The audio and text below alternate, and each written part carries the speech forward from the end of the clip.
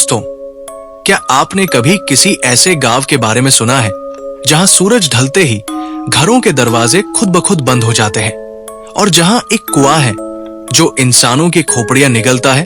ये कहानी एक ऐसे ही गांव की है और एक लड़के की जिसने उस कुएं की सच्चाई को जानने की भूल कर डाली।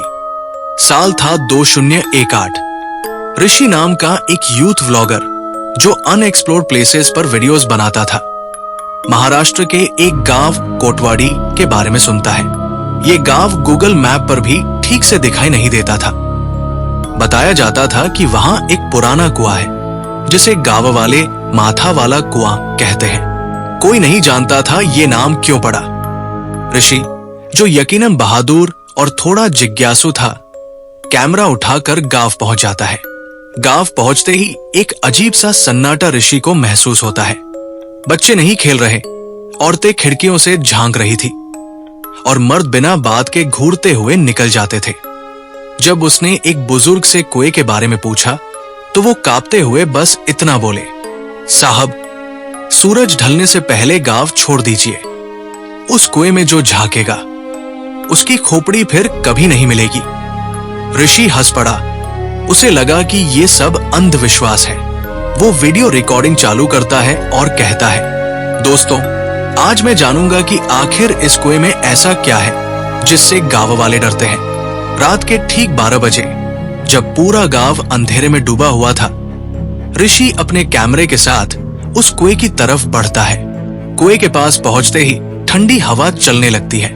कैमरा रिकॉर्ड कर रहा था, लेकिन स्क्रीन बार बार ब्लर हो रही थी। जब ऋषि ने कुएं में झांका, उसे ऐसा लगा जैसे किसी ने उसकी गर्दन पकड़ ली हो। अचानक जमीन कांपने लगी और कुएं के अंदर से किसी के बोलने की आवाज आई, एक और सिर, अब तेरा नंबर है। अगली सुबह गांव में अफरातफरी मच जाती है। ऋषि का कैमरा कुएं के पास पड़ा था, लेकिन वो खुद वहां नहीं था। पुलिस आई। कैमरे की फुटेज में सिर्फ इतना था, ऋषि कुएं में झांकता है, फिर उसके चेहरे पर खौफ छा जाता है और स्क्रीन काली हो जाती है। उसकी लास्ट रिकॉर्डेड आवाज थी, कुएं में कोई है, उसकी आंखें जल रही है। ऋषि आज तक नहीं मिला। कुछ महीनों बाद एक लोकल पत्रकार ने पता लगाया कि वो कुआं दरअसल एक पुरानी बलि स्थल था। वहां पहले इंसानों की बलि दी जाती थी, खासकर खोपड़ियां।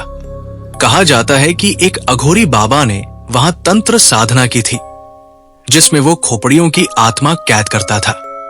वो कुआं अब भी वही है और जो वहां झांकता है उसकी आत्मा भी खींच ली जाती है।